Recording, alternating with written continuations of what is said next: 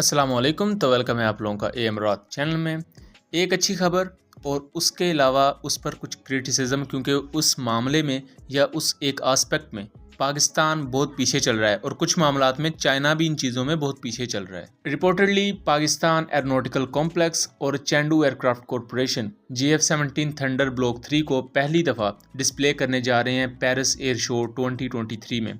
बुनियादी तौर पर पेरिस एयर शो 2021 में होना था, लेकिन कोविड-19 की वजह से इसे डिले करके 2023 में किया गया है। इससे पहले GF-17 thunder Paris air show 2015, 2017, 2019 में भी हिस्सा ले चुका है और इसने अपनी परफॉर्मेंस से काफ़ी ज़्यादा मुतासर भी किया था दुनिया को, क्योंकि GF-17 थंडर को कभी बुनियादी तौर पर एक्सपोज किया भी नहीं गया था। ये बात थोड़ी सी क्रिटिसिज्म की बुनियाद पर भी इस वजह से आती है, क्योंकि 2010 में तो इसे पहली दफ़ा फार्नबोरो एयर शो पर डिस्प्ले किया गया और उससे पहले तो 2007 में ये इंडक्ट हो चुका था, लेकिन दुनिया में यही समझा जाता था कि ये एयरक्राफ्ट ना तो कोई ख़ास अभी ऑपरेशनल है और ना ही ये कोई फुल स्केल मैन्युफैक्चरिंग पर आया है। लेकिन 2010 में दुनिया को इस बात का इदराक हुआ था कि पाकिस्तान और चाइना ने एक जॉइंट वेंचर के तहत एक एयरक्राफ्ट बना लिया है जो कि ऑपरेशनल है।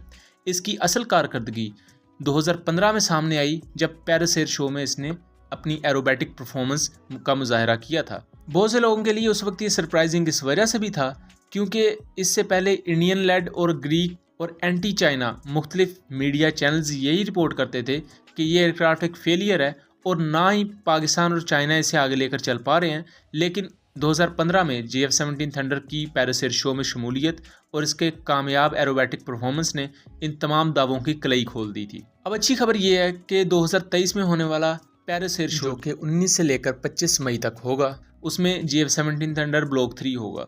रिपोर्टेडली पाकिस्तान एरोनॉटिकल कॉम्प्लेक्स इस चीज़ को लीड करेगा यहाँ, जबकि चेंडू एयरक्राफ्ट कॉरपोरेशन भी अपने तहत GF-17 थंडर के साथ साथ अपने एयरक्राफ्ट को भी हाईलाइट करेगा, जिनमें उनके J-10Cs भी आते हैं, J-11s और J-16s भी आते हैं।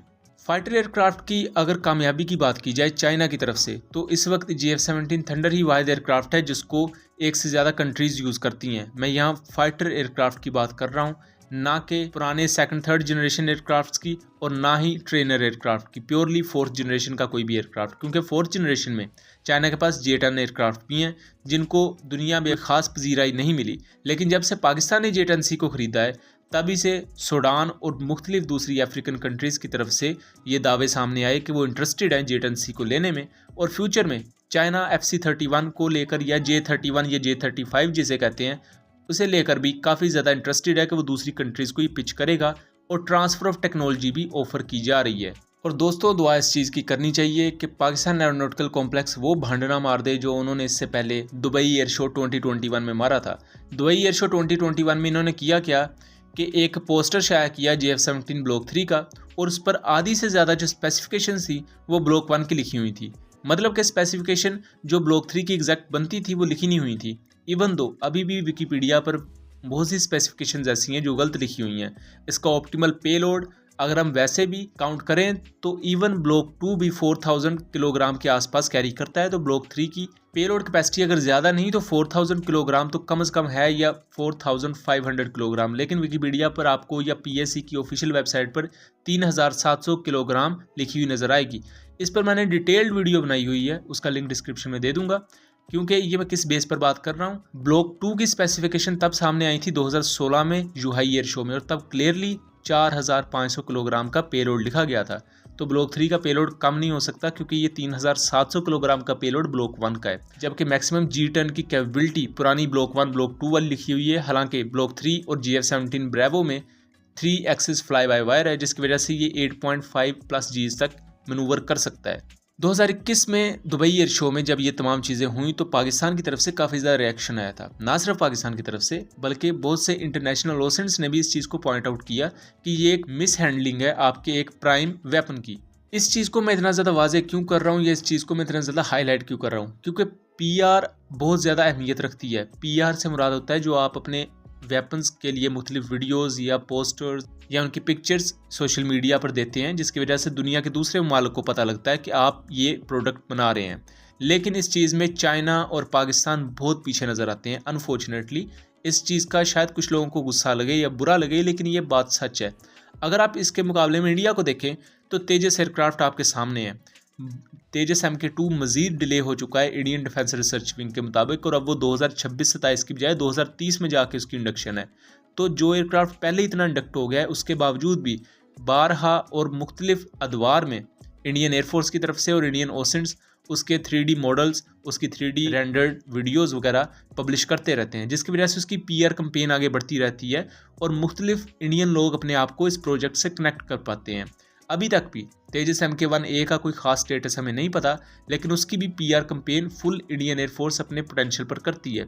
लेकिन उसके मुकाबले में अगर आप पाकिस्तान एयरफोर्स को देखें तो पाकिस्तान एयरफोर्स की तरफ से या पाकिस्तान एरोनॉटिकल कॉम्प्लेक्स की तरफ से खास तौर पर कोई खास PR कंपेन नहीं होती। इवन दो JF-17 थंडर कोई सिंपल प्रोजेक्ट नहीं है, ये पाकिस्तान की एविएशन हिस्ट्री का सबसे बेहतरीन प्रोजेक्ट है, क्योंकि इसे म्यांमार ने भी खरीदा है, इसे नाइजीरिया ने भी खरीदा है, इराक, आज़रबाईजान, अर्जेंटीना, ये इस वक्त के वो बायर्स हैं जो निगोसिएशंस में जिनके मामला चल रहे हैं। तंजानिया जैसे कंट्रीज़, बल्गारिया जैसे कंट्रीज़ के रिलेटेड भी ये रिपोर्ट्स मौजूद हैं कि वो JF-17 को कंसीडर कर रहे हैं अपने फ्यूचर प्लान्स में। और अभी तक ये चीज़ें इतनी ठंडी इस वजह से हैं क्योंकि ब्लॉक 3 नहीं आया था। JF-17 ब्लॉक 3 की इंडक्शन मार्च 2023 में हुई है और इस वक्त इसके 16 यूनिट्स नंबर 16 स्क्वाड्रन का हिस्सा हैं। JF-17 थंडर ब्लॉक 3 की बहुत ही कम पिक्चर्स अभी तक सोशल मीडिया पर हैं जिनको हमने देखा है। उनमें से या तो मुख्तलिफ एरोबैटिक परफॉर्मेंस का मुजाहरा करते हुए इस्लामाबाद के ऊपर मुख्तलिफ डिफेंस एंथुजियस्ट ने वो तस्वीर ली, कोई भी पाकिस्तान एरोनॉटिकल कॉम्प्लेक्स ने शाया नहीं की तस्वीर, और ना ही पाकिस्तान एयरफोर्स की तरफ से भी बहुत थोड़े क्लिप्स हमें देखने को मिले हैं ब्लॉक 3 के। कोई खास सिग्निफिकेंट PR कंपेन्स हमने नहीं देखी हैं और ये एक चीज़ थोड़ी सी डिसअपॉइंटमेंट भी लेकर आती है, क्योंकि पाकिस्तान एयरफोर्स बहुत से प्रोजेक्ट्स को अनवील ही नहीं करती और पाकिस्तान की मिलिट्री भी ओवरऑल, क्योंकि ये चीज़ PR कंपेन बहुत ज़्यादा अहमियत इख्तियार करती जा रही है। अगर आप टर्की को देखें तो वो हर आए दिन अपने अनका UCAV को लेकर, TFX को लेकर जिसे कान 5th जनरेशन एयरक्राफ्ट कहते हैं, या हुर्रियत एयरक्राफ्ट को लेकर 2 से 3 मिनट की वीडियो या PR कंपेन को स्मूथली लेकर चल रहे हैं, जिसकी वजह से पूरी दुनिया में उनका इम्पैक्ट आपको देखने को मिल रहा है। लेकिन ऑन द अदर हैंड अगर आप चाइना या पाकिस्तान को देखें तो दोनों की एक स्ट्रेटजी है कि अपने प्रोजेक्ट्स बनाई जा रहे हैं लेकिन कोई PR पर तवज्जो नहीं दी जा रही। JF-17 ब्लॉक 3 की एक वीडियो आइडियाज़ 2022 में दिखाई भी गई थी, बट उस वीडियो को मुख्तलिफ डिफेंस एंथुजियस्ट के हवाले नहीं किया गया और ना ही इस वीडियो को किसी भी सोशल मीडिया प्लेटफॉर्म पर बाकायदा रिलीज़ किया गया था, जो कि थोड़ा सा अनफॉर्चुनेट है। और अगर फ्यूचर में आने वाली एयर वॉरफेयर को और एयर वॉरफेयर में मौजूद इक्विपमेंट्स को एनालाइज किया जाए तो बहुत बड़े बड़े काउंटर पार्ट्स JF-17 थंडर के देखने को मिलेंगे। फ्यूचर में अगर तेजस प्रोग्राम स्मूथली चलता है इंडिया का, जिसकी अभी तो उम्मीद नहीं है, तो ये भी एक काउंटर पार्ट होगा JF-17 का। उसके अलावा FA-50 के आर्म्ड वर्जन्स आ रहे हैं जो BVR मिसाइल से कैपेबल होंगे, जो कि JF-17 को अच्छी खासी टक्कर देंगे। उसके अलावा हुर्रियत एयरक्राफ्ट आपके सामने आ रहा है। MiG-35 की प्रोडक्शन रशिया ने स्टार्ट कर दिया और 2024 से उनकी डिलीवरीज हो रही हैं। सो इन तमाम चीज़ों में JF-17 ब्लॉक 3 को अगर आपने हाईलाइट करना है तो उसकी PR कंपेयर को भी अच्छा करना होगा। JF-17 thunder block 3 no doubt एक बहुत अच्छा एयरक्राफ्ट है और उसने अपनी कैपेबिलिटीज़ को साबित किया है। पाकिस्तान ही नहीं बल्कि नाइजीरिया ने भी इन एयरक्राफ्ट को कॉम्बैट में यूज़ किया हुआ है। लेकिन अगर आप अपनी उन कामयाबी को दुनिया को बताओगे ही नहीं तो उसका कोई इम्पैक्ट नहीं होगा। सो ये था एक एनालिसिस। उम्मीद करता हूँ चीज़ें क्लियर रही होंगी। मिलेंगे अगली वीडियो में, तब तक के लिए अल्लाह हाफिज़।